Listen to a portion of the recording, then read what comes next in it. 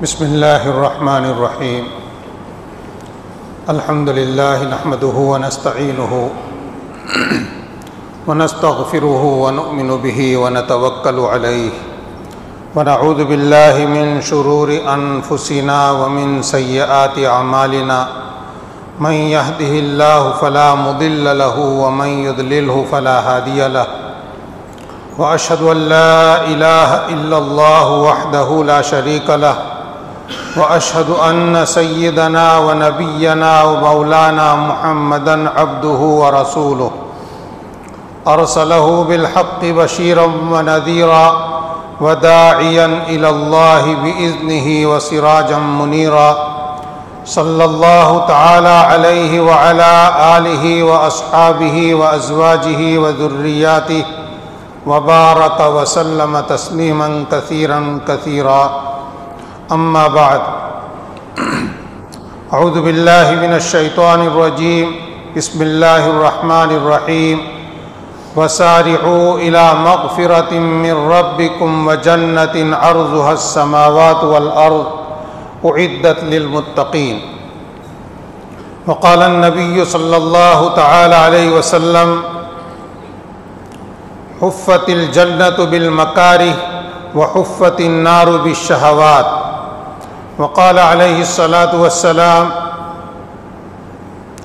ما رأيت مثل الجنة نام طالبها وما رأيت مثل النار نام حاربها۔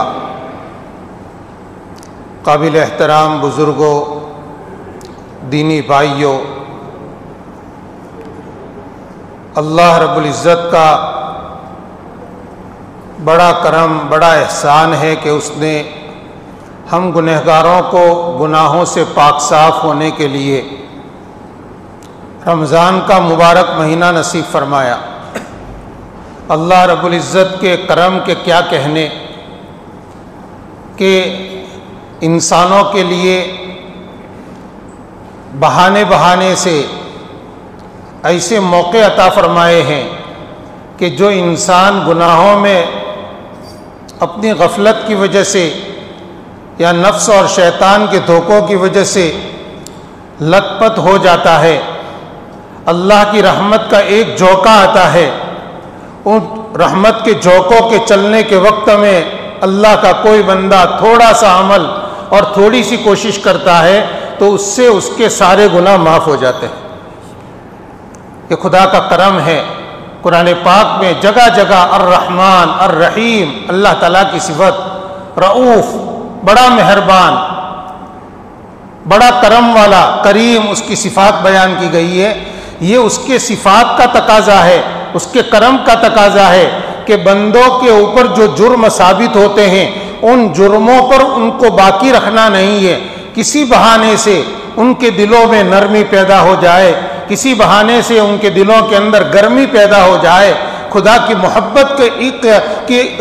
محبت کی گرمی پیدا ہو جائے اور وہ ایک دو آنسو بہا لیں، ساری زندگی کے گناہ معاف کر دیتے ہیں۔ کبھی آپ نے نہیں سنا کہ کسی نے آپ کو کہا ہو کہ اللہ کے سامنے گناہ بخشوانے کے لیے اتنے مہینوں تک رونا ضروری ہے یا اتنے سال تک رونا ضروری ہے؟ نہیں، اس کے یہاں تو بس ایک مرتبہ زندگی بھر کے گناہ صرف اور صرف ایک مرتبہ سچی معافی سے اللہ تعالیٰ معاف فرما دیتے۔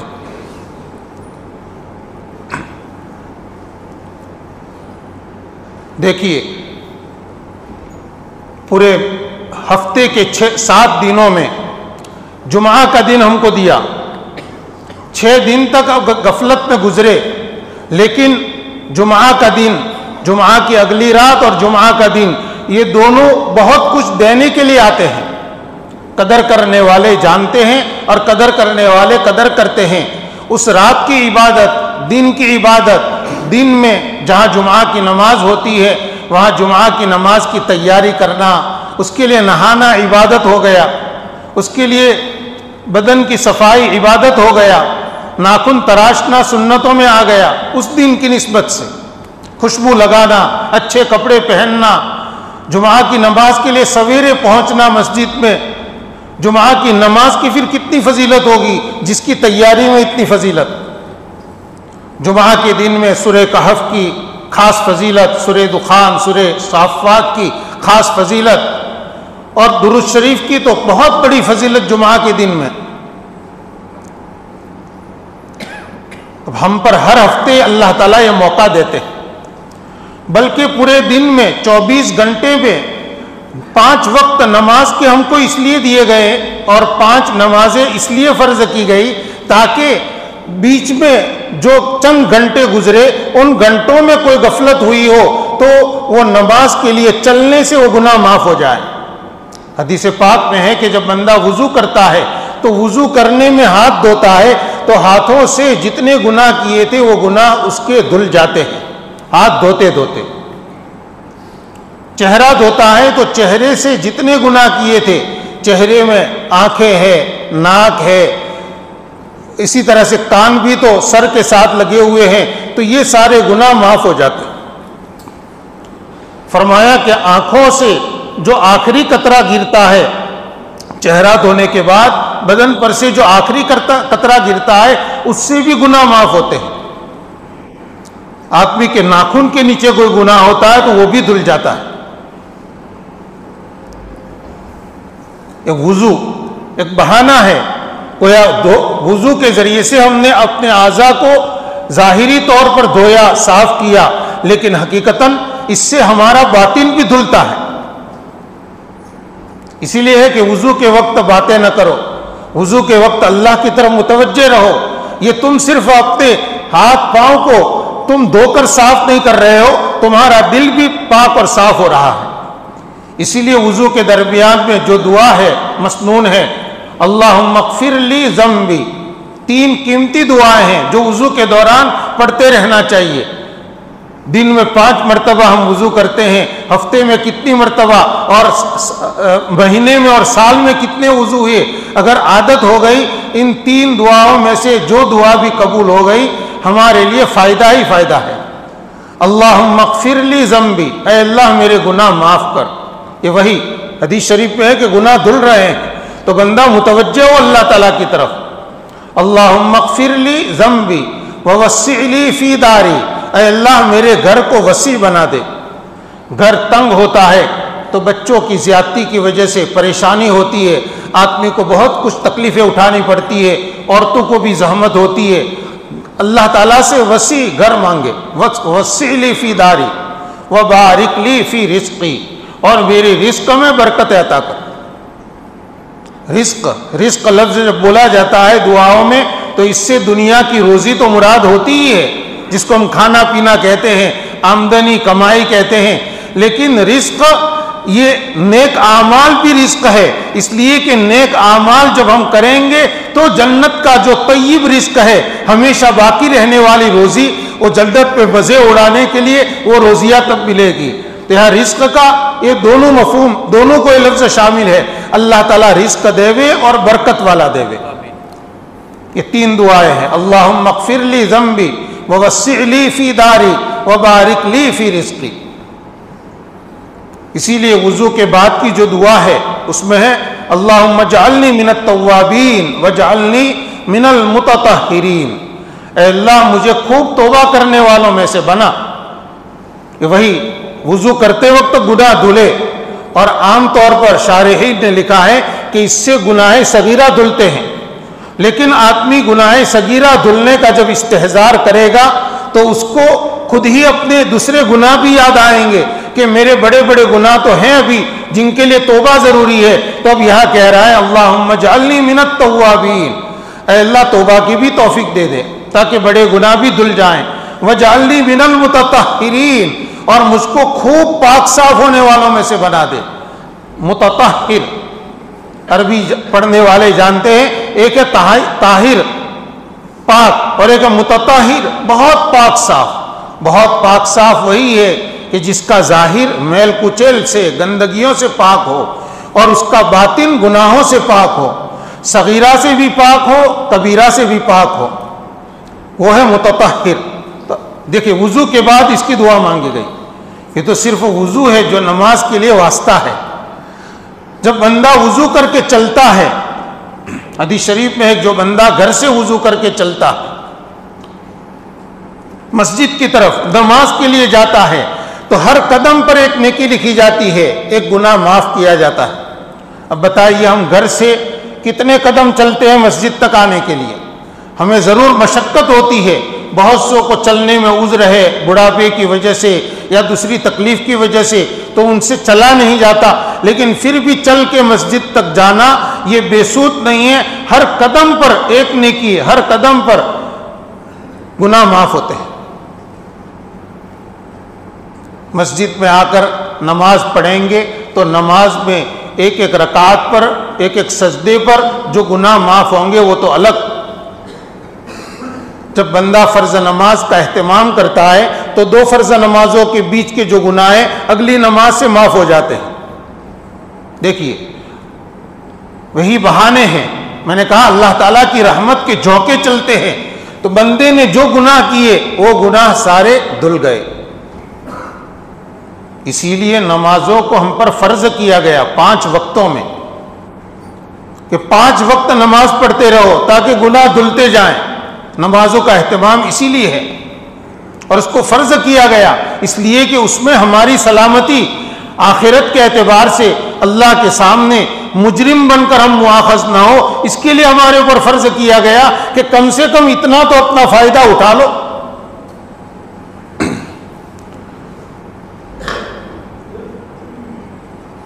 کوئی آدمی آفس جاتا ہے تو اپنے لیے طے کرتا ہے کہ مجھے آفس جانے سے پہلے نہانا ہے، اچھے کپڑے پہننا ہے۔ اسکول جانے والے اسکول میں جانے سے پہلے اپنے بدن کی صفائی کرتے ہیں، اپنا یونیفارم پہنتے ہیں، ان کو تاکید کی جاتی ہے سر میں کنگھی کرنے کی اور پاک صاف رہنے کی، ان کو تاکید کی جاتی ہے، کپڑے اچھے پہننے کی، دھلے ہوئے میلے کچیلے کپڑے برداشت نہیں کیے جاتے۔ اور اگر آدمی کے کپڑوں میں میل لگ جائے تو وہ خود بھی برداشت نہیں کرتا، دھبا لگ گیا، داغ لگ گیا، فوراً دھوتا، اچھا معلوم نہیں ہوتا۔ گناہ کرنے سے ہمارے قلب میں ایک نقطہ لگ جاتا ہے، ایک گناہ پر ایک سیاہ نقطہ، دوسرے گناہ پر دوسرا، لگتے جاتے ہیں۔ اگر آدمی توبہ نہیں کرتا تو یہ سیاہ نقطے بڑھتے جاتے ہیں، دل پورا سیاہ ہو جاتا ہے۔ لیکن اگر توبہ کرتا ہے، استغفار کرتا ہے تو اس سے گناہ معاف ہوتے جاتے ہیں۔ بڑے گناہ توبہ سے اور چھوٹے گناہ ان اعمال سے بھی معاف ہوتے ہیں، جیسے میں نے ابھی ذکر کیا، وضو سے، نماز کے لیے چلنے سے، نماز کے انتظار میں بیٹھنے سے گناہ معاف ہوتے ہیں۔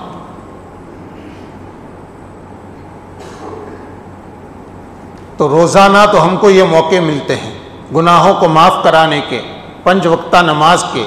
ہفتے میں جمعہ کا دن خاص طور پر بہت سی فضیلتیں لے کر آتا ہے، اور سال کے اندر اللہ رب العزت نے اس ماہ مبارک کو گناہوں کو ختم کرنے کے لیے اور بندے کو اللہ سے قریب کرنے کے لیے خاص طور پر ماہ مبارک عطا فرمایا۔ اسی لیے بعض بزرگ فرماتے ہیں کہ رمضان کا مبارک مہینہ تو ولی ساز مہینہ ہے، یعنی اللہ کا دوست بنانے والا، اللہ کا مقرب بنانے والا مہینہ ہے یہ، کہ بندہ تھوڑی کوشش کرے گا اللہ سے قریب ہو جائے گا۔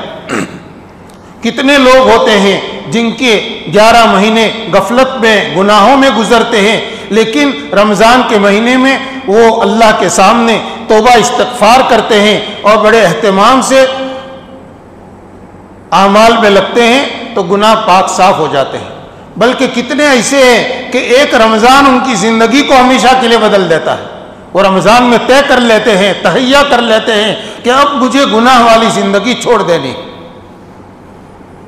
یہ مبارک مہینہ اللہ رب العزت نے ہم کو عطا کیا، اللہ کا شکر ادا کرنا چاہیے۔ 20 روزے ہم نے رکھے اور ابھی ہمارے پاس 1 عشرہ باقی ہے، آخری عشرے کی پہلی رات ہے یہ، جو طاق رات بھی ہے۔ اور شب قدر کے بارے میں جو روایتیں ہیں ان میں زیادہ، یعنی اکثر روایتوں میں یہ ہے کہ آخری عشرے کی طاق راتوں میں اس کو تلاش کرنے کی ترغیب دی گئی ہے۔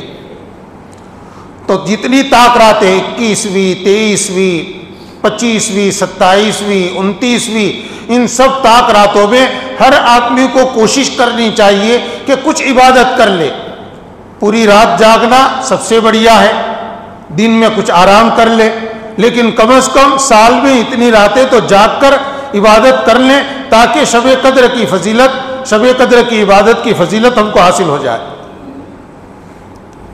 اور اگر پوری رات جاگنا ممکن نہیں ہے، دن میں اپنے کاروبار میں جانا ہے، دھندے پر جانا ہے، سونے کا وقت نہیں ملے گا دن میں، تو رات میں کم از کم 1-2 گھنٹے تو زیادہ عبادت کر لینی چاہیے۔ حضرت مولانا شاہ وسیع اللہ صاحب نور اللہ مرقدہ خاص طور پر تاکید فرماتے تھے کہ ایسے مقبول وقتوں میں پوری الاسم العظم یا مناجات مقبول پوری پڑھ لو۔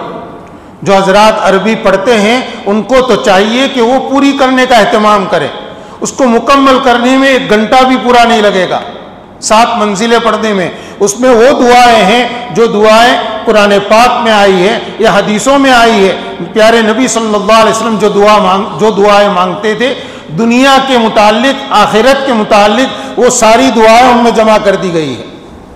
ملا علی قاری رحمۃ اللہ علیہ نے الحزب العظم میں اور حضرت تھانوی رحمۃ اللہ علیہ نے انہی میں سے کچھ دعاؤں کو منتخب فرمایا ہے، اس میں دعائیں کچھ کم ہیں مناجات مقبول کے اندر، اور بھی ایسی دعاؤں کی کتابیں ہیں، تو اس کو پڑھنا چاہیے۔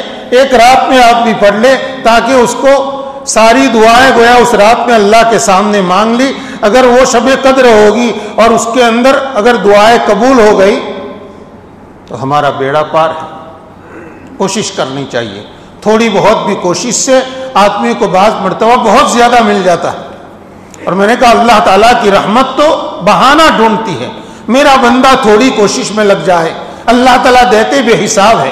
دیکھیے ایک ضابطہ بیان فرما دیا، من جاء بالحسنۃ فلہ عشر امثالھا، جو آدمی ایک نیکی لے کر آئے گا اس کو اس کے 10 گنا دیں گے ہم۔ کتنا؟ 10 گنا ایک نیکی پر۔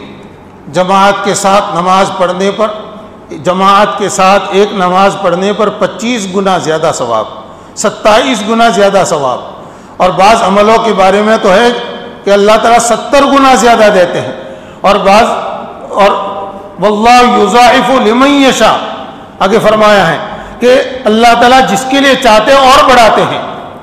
یہ اللہ تعالیٰ کی رحمت اور اس کا کرم ہے کہ بندہ تھوڑا کرتا ہے، اللہ تعالیٰ اپنی شاعر شان دیتے ہیں، بندہ اپنی مقدور پر کرتا ہے، اللہ تعالیٰ اپنی شاعر شان دیتے ہیں۔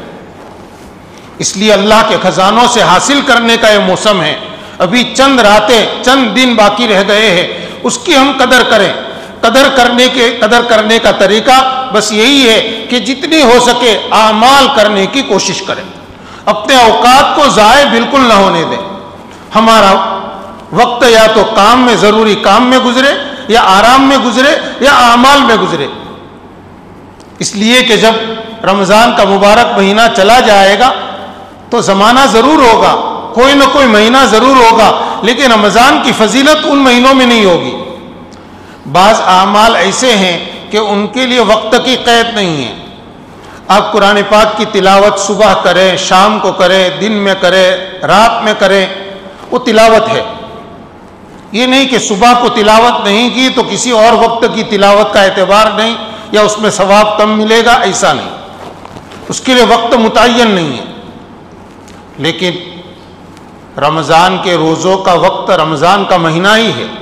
کوئی آدمی کتنے بھی خلوص کے ساتھ رمضان کے علاوہ مہینوں میں رمضان کا روزہ رکھے، رمضان کے مہینے میں روزہ بغیر کسی شرعی عذر کے چھوڑ دیا، اب اس کی تلافی کرنا چاہتا ہے اور بڑے خلوص سے رکھے، تو رمضان کے مبارک مہینے کی جو فضیلتیں تھی وہ تو ہاتھ سے گئی۔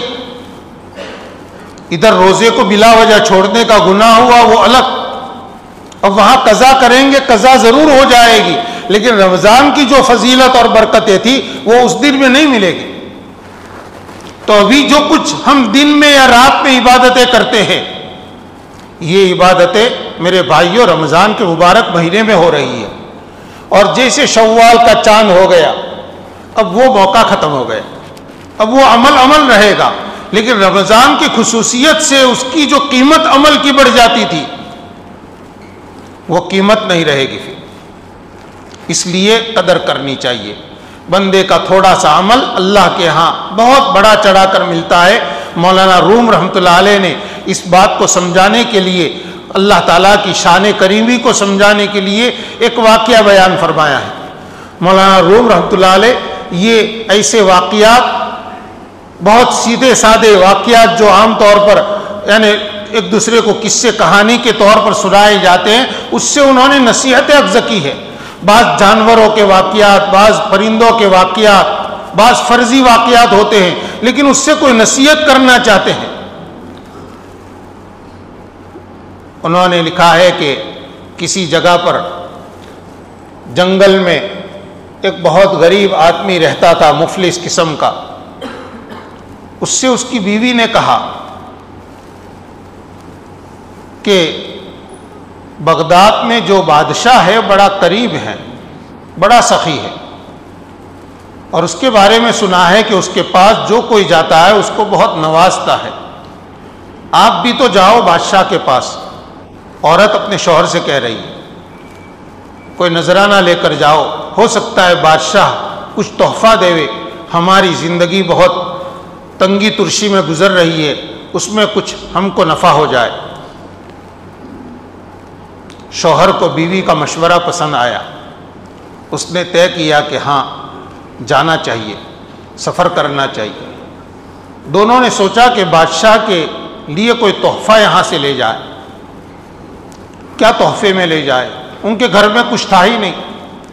انہوں نے یہ سوچا کہ ہمارے مکان کے سامنے جو چھوٹا سا تالاب ہے اس کا پانی بہت ٹھنڈا ہے، میٹھا ہے، یہ تالاب کا پانی مٹکے میں بھر کے بادشاہ کے یہاں پیش کرنے کے لیے لے جائیں، ہو سکتا ہے بادشاہ کو پانی پسند آ جائے۔ تو اس بیچارے نے اپنا گھڑا بھرا تالاب کے پانی کا اور اس کو بہت سنبھال کر سفر کرنا شروع کیا۔ لمبا سفر کر کے وہ جب پہنچا بادشاہ کے دربانوں سے اس نے کہا کہ میں اتنا لمبا سفر کر کے آیا ہوں اور بادشاہ کے لیے تحفہ لایا ہوں۔ تو اس کو اجازت دی گئی۔ بادشاہ کے سامنے جا کر اس نے سلامی پیش کی اور اس کے قدموں میں یہ مٹکا رکھا اور کہا کہ حضور آپ کے لیے میں اپنے یہاں کا میٹھا پانی تالاب کا لایا ہوں۔ بادشاہ ہوتا ہے، سمجھ گیا کہ اس بیچارے کے پاس تحفہ لانے کے لیے کچھ نہیں تھا، یہ پانی لے کر آیا ہے۔ بادشاہ نے ملازم سے کہا کہ بھائی یہ مٹکے کا پانی حوض میں ڈال دو اور مٹکا بھر کے اس کو خزانے میں سے کچھ ہیرے جواہرات بھر کے دے دو۔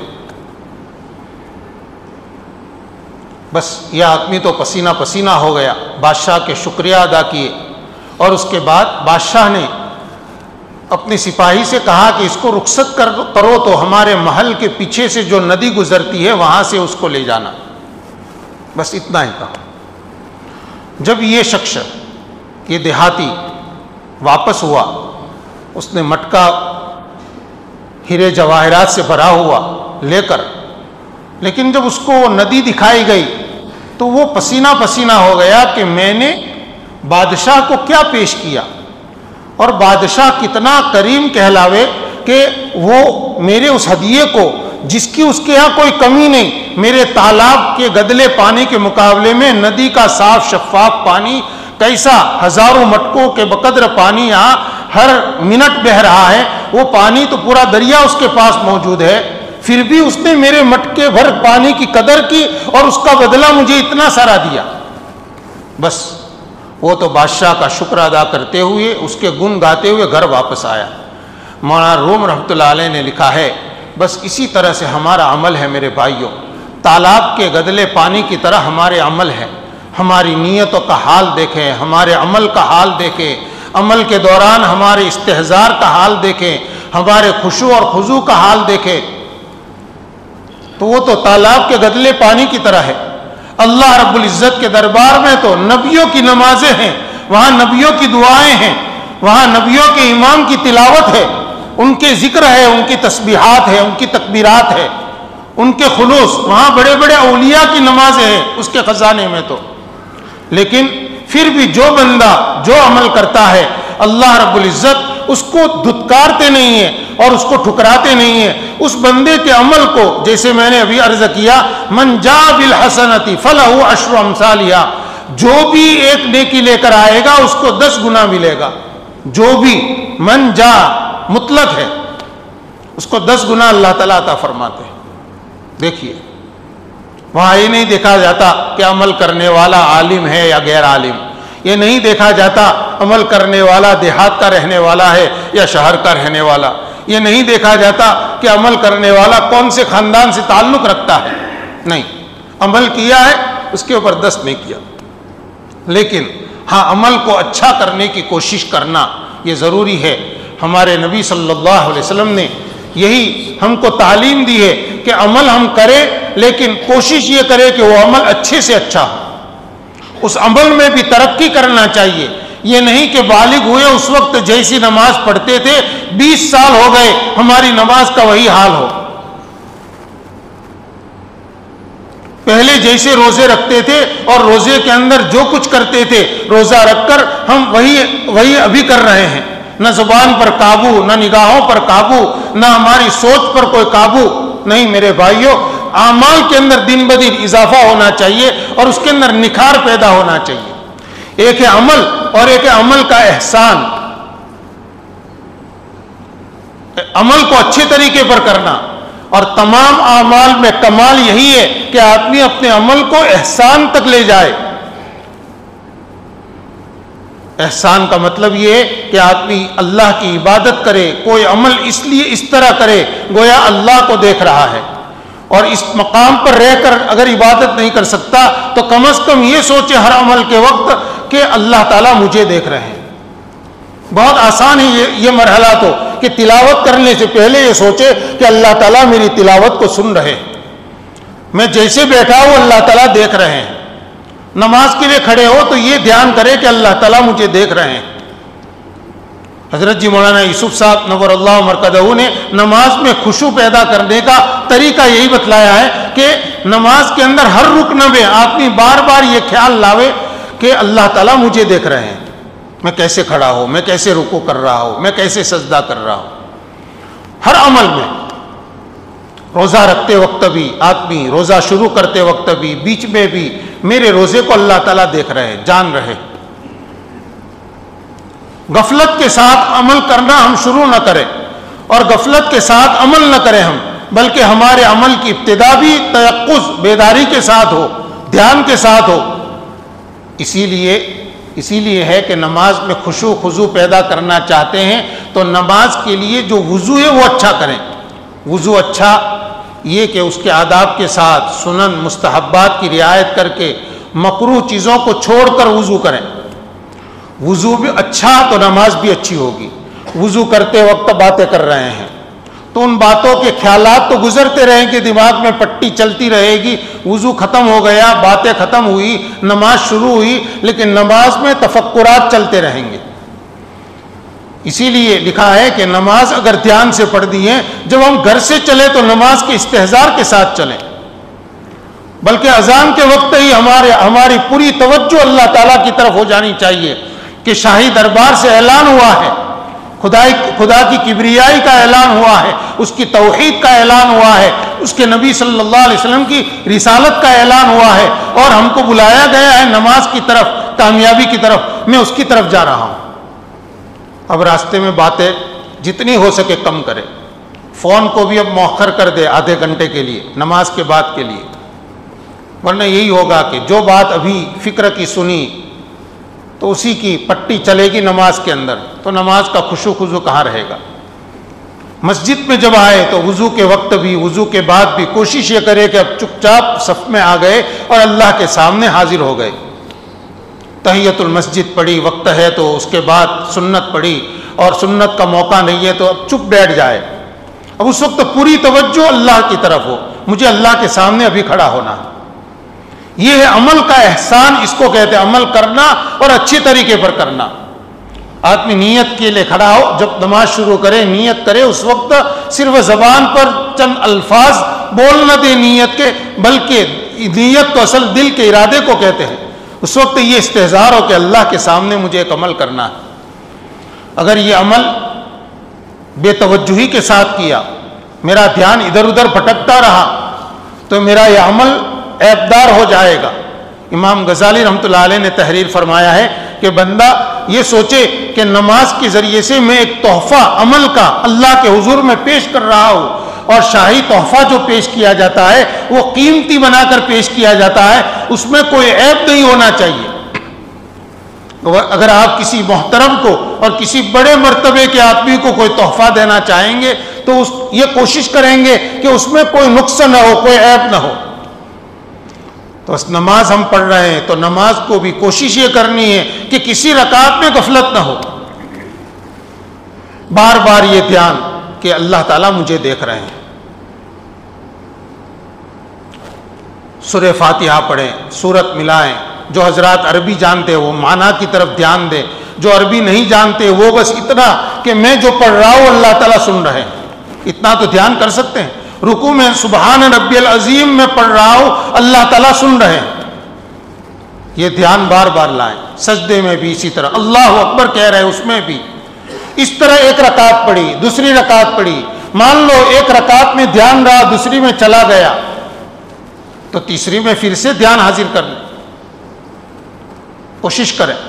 اس طرح تیقظ بیداری کے ساتھ ہم 4 رکعت 2 رکعت کی مشق کریں گے، پھر سے دوسری نماز پڑھیں، تیسری نماز پڑھیں۔ کوشش یہ کریں کہ مجھے اس طرح سے بہت اپنے آپ کو سنبھال کر، خیالات کو مجتمع کر کے مجھے نماز پڑھنی ہے، تو ایک وقت آئے گا کہ ذرا سی توجہ کے اوپر آپ کی 4 رکعت پورے دھیان کے ساتھ ادا ہوگی انشاءاللہ۔ کریں گے بھائی کوشش؟ ہاں، اس طرح ہر عمل میں تلاوت سے پہلے بھی یہ دھیان کریں، تلاوت پوری ہو جائے اس وقت یہ سوچے کہ میرے پڑھنے کو اللہ تعالیٰ نے سنا، اگر میں نے اچھے طریقے پر تلاوت کی تو اللہ تعالیٰ خوش ہوں گے۔ بلکہ تلاوت کرنے والے کے بارے میں تو، اور اسی طرح نماز میں بھی جب سورہ فاتحہ اور سورت پڑھے، حضرت مولانا محمد منظور صاحب نعمانی رحمۃ اللہ علیہ نے لکھا ہے کہ اس وقت آدمی یہ سوچے، اس وقت یہ استحضار کرے اس بات کا کہ اس وقت اللہ کا پاک کلام میرے منہ سے ادا ہو رہا ہے، تو میری حیثیت تو اس درخت کی ہے جس درخت میں سے حضرت موسیٰ علیہ السلام کو اللہ کا کلام سننے مل رہا تھا۔ کوہ طور پر حضرت موسیٰ علیہ السلام گئے اللہ کا کلام سننے کے لیے، تو بعض تفسیری روایات میں ہے کہ وہ آواز جو اللہ کے کلام کی آ رہی تھی اس درخت میں سے آ رہی تھی، تو درخت میں سے اللہ کا کلام حضرت موسیٰ علیہ السلام سن رہے تھے۔ تو ہم جب تلاوت کرتے ہیں تو تلاوت کرتے وقت ہمارے منہ سے اللہ کا کلام ادا ہو رہا ہے، تو ہماری حیثیت بھی اس درخت کی ہو گئی، تو ہمارے لیے قیمتی موقع ہے۔ اور اس کے استحضار صرف تلاوت کے لیے نہیں بلکہ دوسرے موقعوں پر بھی ہم کریں کہ جب ہم اپنے منہ سے اللہ کا پاک کلام پڑھتے ہیں، اپنے منہ سے ہم اللہ کا پاک نام لیتے ہیں، تو پھر اپنے منہ سے ہم کوئی گالی گلوچ کیوں کریں گے؟ اس زبان سے ہم غیبت کیوں کریں گے؟ اس زبان سے ہم کسی کی تحقیر کیوں کریں گے؟ اس زبان سے ہم کسی کے بارے میں بڑائی کی بات کیوں کریں گے اپنے بارے میں؟ اس زبان کو مجھے گندا نہیں کرنا، اس سے تو اللہ کا پاک کلام پڑھنا ہے، اس سے تو اللہ کا پاک نام لینا ہے۔ میرے بھائیوں، یہ باتیں ذرا سی سوچ تیز کرنے سے بہت آسانی کے ساتھ ہماری زندگی میں آ جائے گی، اور زندگی میں آئے گی تو جس سے انشاءاللہ ہماری دنیا بھی بہتر ہوگی اور آخرت کے اندر تو فائدہ ہی فائدہ ہے۔ بھائی یہ بائیں طرف میں دروازہ کھولا جائے، کچھ ساتھی باہر ہیں ان کے لیے راستہ ہو جائے، بائیں طرف جگہ ہے، حی علی الفلاح کی طرف جگہ ہے، آ جائیے ساتھی جو ہے۔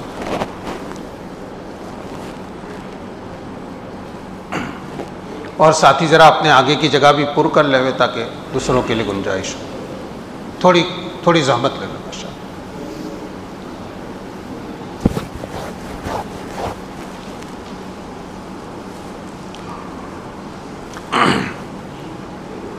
میں نے قرآن پاک کی ایک آیت آپ کے سامنے تلاوت کی۔ اللہ رب العزت ارشاد فرماتے ہیں وَسَارِعُوا إِلَىٰ مَغْفِرَةٍ مِّن رَّبِّكُمْ وَجَنَّةٍ، اور دوڑو تم، تیزی کرو اپنے پروردگار کی بخشش اور جنت کی طرف۔ تمہارے پروردگار نے جو جنت تیار کی ہے، اور اس جنت میں جانے کے لیے پہلی شرط ہے گناہ سے بچنا، اور گناہ کیا تو گناہ کو معاف کرا لینا۔ تو اللہ تعالیٰ فرماتے گناہوں کو معاف کرانے کی طرف دوڑ لگاؤ۔ وسارعوا الی مغفرۃ من ربکم وجنۃ عرضها السماوات والارض، جس جنت کی چوڑائی زمین و آسمان کی چوڑائی کے برابر ہے. اعدت للمتقین، جو جنت تقوی والوں کے لیے تیار کی گئی ہے. تقوی والوں کے لیے اس کا بہت سادہ سا مفہوم، گناہوں سے بچنے والوں کے لیے. تقوی اسی کا نام ہے کہ آدمی اپنے آپ کو گناہوں سے بچانے کی فکر کرے. ہر چھوٹے بڑے گناہ سے بچ کر زندگی گزارنے کا نام تقوی ہے. اور یہ تقوی ہی رمضان کے روزوں کی فرضیت کا سب سے عظیم مقصد قرآن میں بیان کیا گیا ہے. اللہ تعالیٰ نے جس آیت میں روزوں کی فرضیت کو نازل فرمایا ہے اس میں یہی فرمایا ہے، کتب یا ایھا الذین آمنوا کتب علیکم الصیام، او ایمان والو تم پر روزے فرض کیے گئے ہیں، کما کتب علی الذین من قبلکم، جیسے تمہارے پہلے والوں پر فرض کیے گئے تھے. کیوں؟ لعلکم تتقون، تاکہ تم تقوی والے ہو جاؤ، تاکہ تم ڈرنے والے ہو جاؤ. تو روزوں کا بڑا مقصد تقوی ہے. تو ہماری زندگی میں ایک رمضان گزرے اور تقوی نہ آئے تو میرے بھائیوں رمضان سے ہمیں پھر حاصل کیا ہوا؟ اس لیے پوری کوشش کر لیں ہم، اور اب سے اگر ابھی تک اگر کوتاہی کچھ ہوئی تو اب باقی 10 دنوں کے اندر کچھ ہمت کر لیں، کوشش کر لیں اور ایسے عمل کر لیں، اللہ سے مانگ لیں کہ زندگی میں ہمیشہ کے لیے تقوی آئے کہ کبھی ہاتھ سے نہ چھوٹے. اور تقوی حاصل کرنا کوئی بہت مشکل نہیں ہے. ہم جیسے راستے میں چلتے ہیں تو ہمیں کوئی نقصان والی چیز ہوتی ہے، فوراً اپنے آپ کو ہم بچا لیتے ہیں. سامنے سے گاڑی آ رہی ہے، ایک طرف ہو جاتے ہیں. کیوں؟ ہمیں یقین ہے کہ اگر ہم نے اپنے آپ کو نہیں بچایا تو ہمیں ٹکر لگے گی، ہمارا جسمانی نقصان ہو جائے گا. راستے میں کانٹا ہوتا ہے تو آدمی کانٹے سے ہٹ کر پاؤں رکھتا ہے اور اس کو سمجھدار آدمی اٹھا کر ایک طرف رکھ دیتا ہے. کیلے کا چھلکا ہے اس پر پاؤں نہیں ڈالتا. ٹھوکر لگنے والی چیز ہے اس سے اپنے کو بچاتا ہے. بس یہ جتنے گناہ ہیں یہ وہی کانٹے ہیں چبھنے والے، یا یہ ٹھوکریں ہیں جس پر آدمی کو یعنی اس کے اندر مبتلا ہو کر آدمی اللہ تعالیٰ کی نگاہوں کے اندر قصوروار ہو جاتا ہے. اس سے بچنے کا نام تقوی ہے. اس سے بچنے کا نام تقوی ہے. اور یہی تقوی ہے جو ہماری زندگی کو بھی سنوارتا ہے. اگر تقوی زندگی میں نہیں ہے تو ایک نہیں کتنی خرابیاں پھر ہمارے دل کے اندر پیدا ہوگی، ہمارے بول کے اندر، ہماری چال کے اندر، ہمارے ہاتھوں کی حرکت کے اندر کتنی خرابیاں پیدا ہوگی، جس کا نتیجہ پھر یہ ہوگا کہ ہماری ذات سے دوسروں کو فائدہ پہنچنے کے بجائے نقصان پہنچے گا، تکلیف پہنچے گی. پھر آدمی کا حال یہ ہو جاتا ہے کہ اس سے اس کے گھر والوں کو تکلیف پہنچتی ہے، اس سے اس کے بیٹوں کو اور بیٹوں سے باپ کو تکلیف پہنچتی ہے. وہ انسان جو دنیا میں دوسروں کی راحت رسانی کے لیے اور دوسروں کی تکلیفوں کو جھیلنے کے لیے اور دوسروں کی تکلیفوں کو دور کرنے والا بنا کر بھیجا گیا، وہ انسان دوسروں کے لیے باعث زحمت ہوتا ہے. ایسا انسان اپنے ساتھیوں کے لیے، ایسا انسان پھر اپنے پڑوسیوں کے لیے وہ باعث زحمت ہوتا ہے. اسی لیے حضرت مولانا سید ابو الحسن علی میاں ندوی نور اللہ مرکزہ نے حضرت مولانا شاہ عبد القادر رائے پوری رحمۃ اللہ علیہ کے بارے میں، آپ جانتے ہیں شاہ عبد القادر رائے پوری رحمۃ اللہ علیہ کا مقام اور مرتبہ، وہ رائے پور کے خانقاہ کے بڑے شیخ تھے، بلکہ اپنے وقت کے قطب تھے. اور ان کو حضرت مولانا الیاس صاحب نور اللہ مرکزہ سے اور اسی طرح سے حضرت شیخ الحدیث مولانا زکریا صاحب رحمۃ اللہ علیہ سے اتنا قلبی تعلق تھا. آپ بیتی پڑھیں گے تو اس میں کتنے واقعات ملیں گے. شاہ عبد القادر صاحب رحمۃ اللہ علیہ مرکز پر تشریف لائے، پھر اتنے دن تک قیام رہا، پھر ان کو چھوڑنے کے لیے مولانا الیاس صاحب رحمۃ اللہ علیہ کبھی اسٹیشن تک، کبھی دہلی تک، کبھی سہارنپور تک، کبھی رائے پور تک تشریف لے جاتے تھے. کبھی حضرت مولانا الیاس رحمۃ اللہ علیہ وہاں تشریف لے جاتے تو ان کو چھوڑنے کے لیے شاہ عبد القادر صاحب رحمۃ اللہ علیہ سہارنپور تک اور کبھی دہلی تک چھوڑنے کے لیے آ جاتے. ایک دوسرے کا احترام، عظمت، اتنی بڑے عجیب واقعات اس میں ہیں. شاہ عبد القادر رائے پوری رحمۃ اللہ علیہ کے بارے میں مولانا علی میاں صاحب رحمۃ اللہ علیہ نے لکھا ہے کہ حضرت شاہ عبد القادر صاحب رحمۃ اللہ علیہ کو اپنی زندگی کے طویل تجربات کے بعد اور مسلمانوں کی وسیع زندگی کے مطالعے کے بعد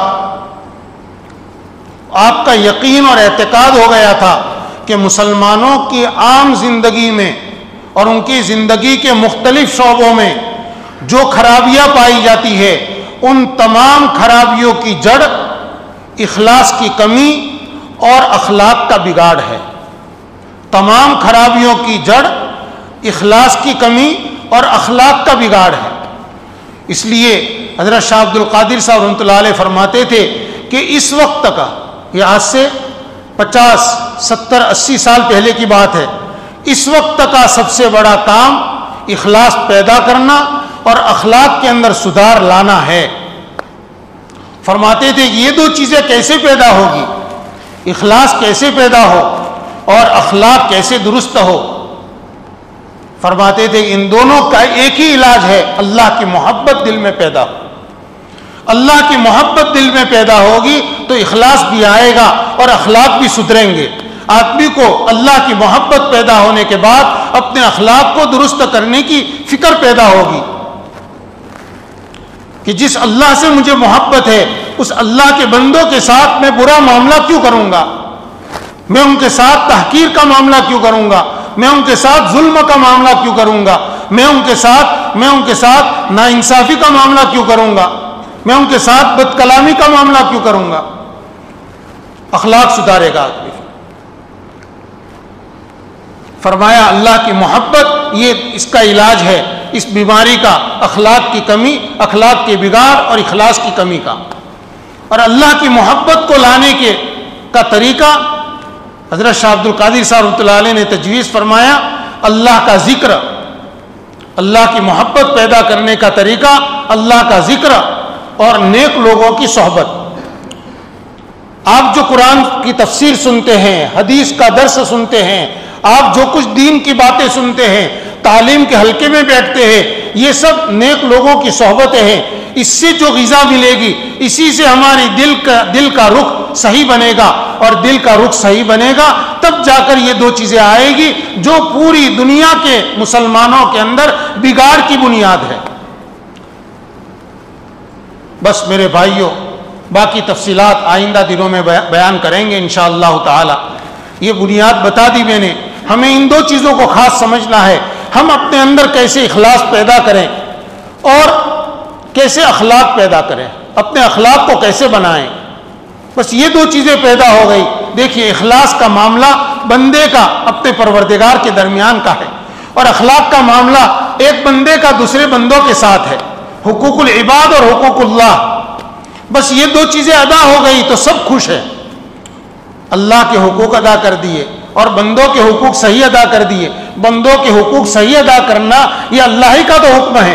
تو جب ہم نے اپنی ذمہ داری پوری ادا کر دی تو ہمارا مولا ہم سے راضی کیوں نہیں ہوگا؟ پھر اس کو تو یہی چاہیے کہ آپ ایک اچھے انسان بن کے رہو.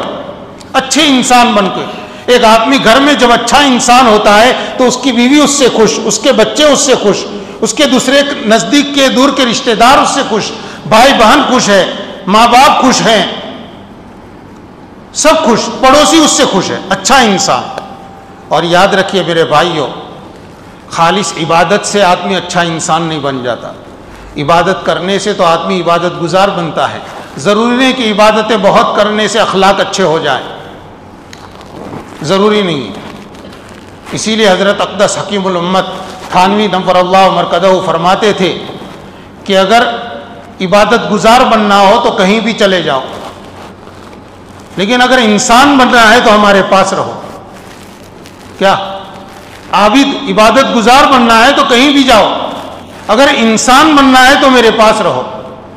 اور حضرت کے ہاں جو تربیت کا خاص طریقہ تھا، حضرت کے ہاں بڑا زور اس پر تھا اپنے اخلاق درست کرو، اپنے معاملات صاف رکھو، اپنی معاشرت درست رکھو.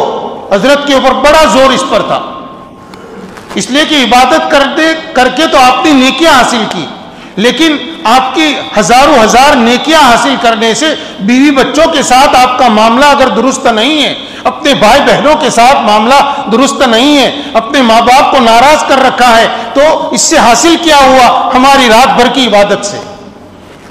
ٹھیک ہے، ان عبادت کا کے برابر نامہ اعمال میں نیکیاں لکھی گئی، آخرت میں اس کا ثواب ملے گا، لیکن ادھر جو اللہ کے بندوں کو اور اپنے نزدیک کے دور کے رشتہ داروں کو ناراض کر رہے ہو یا حق والوں کے حق ضائع کر رہے ہو، تو یہ عبادتیں اور یہ نیکیاں تو اس کا بدل نہیں بنے گی۔ آدمی جب صحیح معنوں میں انسان بنتا ہے تو اس کا گھر کا ماحول جنت نما بن جاتا ہے۔ حضرت تھانوی رحمۃ اللہ علیہ کے یہاں تھانہ بھون میں ایک شعر دیوار کے اوپر لکھا رہتا تھا، لٹکا ہوا رہتا تھا، جنت آباشت کے آزارے نہ باشد۔ جنت وہ جگہ ہے جہاں کوئی تکلیف نہ پہنچے کسی کو، جنت میں کسی کو کوئی تکلیف نہیں پہنچے گی۔ جنت فرمایا بہشت آباشت کے آزارے نہ باشد، کسے را با کسے کارے نہ باشد، کسی کو کسی سے کوئی سروکار نہ ہو، یعنی کوئی کسی کو تکلیف نہ پہنچاوے۔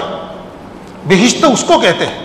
تو دنیا میں جینے کا اصل سکون، اصل مزہ جب آئے گا جب آدمی کے اخلاق درست ہوں گے، اور ہمارے اعمال تب قبول ہوں گے جب ان اعمال میں ہماری عبادتیں تب قبول ہوگی جب اس کے اندر اخلاص پیدا ہوگا۔ تو یہ اخلاص پیدا کرنا اور اخلاق درست کرنا، اسی کی ہم سب کو مل کر کوشش کرنی ہے، اسی کے انشاءاللہ آگے مذاکرے ہوں گے۔ نیت کرے، پہلا دن ہے، نیت کا آدمی کے عمل کے اندر خاص اثر ہوتا ہے۔ نیت کرے کہ میں بھی نیت کرتا ہوں کہ جو کچھ بھی میں بزرگوں کی باتیں یا قرآن اور حدیث کی باتیں سناؤں گا، اللہ تعالیٰ مجھے عمل کی توفیق دے اور میرے اندر جو کمی ہے اس کو اللہ تعالیٰ دور فرمائے۔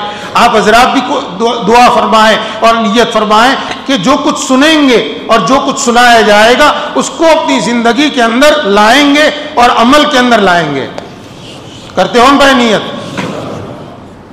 دیکھیے یہ مجلس انشاءاللہ پونے گھنٹے کی ہوگی، کوشش یہ کی جائے گی پونے گھنٹے سے زیادہ نہ ہو، اور اس کے بعد مختصر دعا ہوگی۔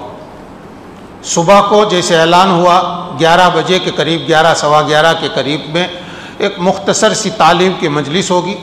اس میں ارادہ یہ ہے کہ پہلے تو حضرت مولانا منظور صاحب نعمانی رحمۃ اللہ علیہ کی جو کتاب ہے حقیقت نماز، نماز کے اندر خشوع خضوع کیسے پیدا کرنا، اس لیے کہ میرے بھائیوں نماز ہم پڑھتے ہیں اور ہم اپنی نماز میں کچھ آگے بڑھیں، ایسی نماز جیسی نماز اللہ تعالیٰ کو پسند ہے، ایسی نماز جس کو واقعتاً اللہ تعالیٰ کی ملاقات کہا جائے، یہ اس کے مذاکرے انشاءاللہ اس کتاب کی روشنی کے اندر کیے جائیں گے۔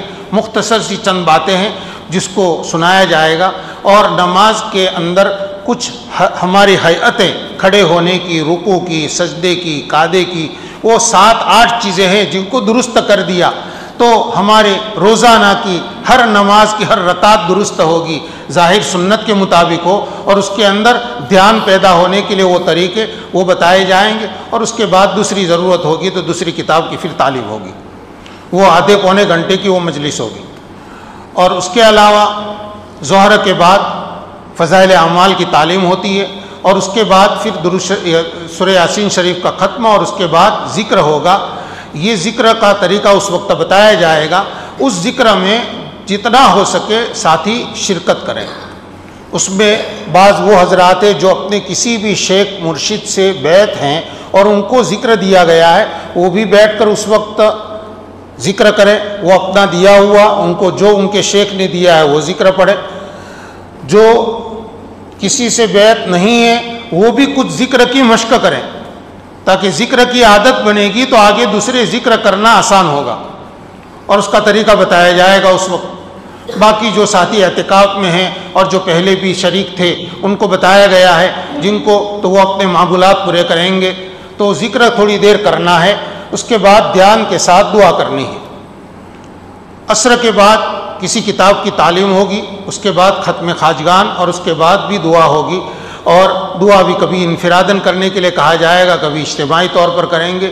لیکن ختم خواجگان کا مطلب آپ کو بتا دیں، حضرت حاجی امداد اللہ صاحب مہاجر مکی رحمۃ اللہ علیہ سے اس کا سلسلہ آپ کے سلسلے کے اندر ہمیشہ چلا ہے، خانقاہوں کے اندر لا حول ولا قوت الا باللہ اور لا ملجا ولا منجا من اللہ الا الیہ، اس کلمے کا ورد کرایا جاتا ہے 360 مرتبہ۔ پھر اس کے بعد سورہ الم نشرہ 360 مرتبہ، سب مل کر پوری تعداد پوری کرتے ہیں، اور اس کے بعد پھر سے لا حول ولا قوت الا باللہ کو پڑھایا جاتا ہے۔ پوری دنیا میں جو عام مصیبتیں مسلمانوں پر ہے، ہر دور میں کچھ نہ کچھ رہی ہے کم و بیش، خاص طور پر اس کے لیے، اور باقی جو بھی لوگ حاضر ہوتے ہیں ان کی اپنی ذاتی پریشانیاں ہوتی ہے، تو اس کے لیے خاص طور پر اس کو پڑھا جاتا ہے اور اس کے بعد دعا کی جاتی ہے۔ تو یہ ہے، اور اسی طرح سے رات کو یہ مجلس ہوگی۔ اس کے علاوہ ہمارے اعتکاف والے جو ساتھی ہیں ان سے بھی خاص طور پر درخواست ہے کہ ہمارے باقی وقت ضائع نہ ہو، خاص طور پر آپس کی بات چیت کے اندر ضائع نہ ہو۔ ابھی بیان کے بعد جیسے ہم ایک دوسرے سے ملتے ہیں مسجد میں، چاہے ایک دوسرے سے ملے ملاقات کریں، لیکن اس وقت ہماری آواز پست ہونی چاہیے، مسجد کے ادب کا خاص خیال رکھیں۔ اس وقت یہ نہیں کہ ملاقات کے وقت میں مسجد کے اندر شور ہو، اس وقت چائے کا انتظام ہوتا ہے تو باہر جا کر مہمان حضرات بھی، دوسرے حضرات بھی جن کے لیے کہا جائے وہ جا کر چائے پی لیں، لیکن مسجد کا وقار باقی رہنا چاہیے، اس لیے کہ ہمیں 10 دن مسجد میں رہنا ہے۔ تو مسجد کے اندر شور و شغب یہ مسجد کے آداب کے خلاف ہے۔ پوری کوشش ہو کہ اس کے اندر ذرا بھی آواز ہماری بلند نہ ہو، بلکہ کوشش یہ کی جائے کہ یکسوئی حاصل ہو، اور یہ یکسوئی تبھی حاصل ہوگی جب باتیں ضرورت کے بغیر بالکل نہ کی جائے۔ اللہ تعالیٰ عمل کی توفیق مجھے بھی نصیب فرمائے، آپ حضرات کے لیے بھی اللہ تعالیٰ مفید فرمائے۔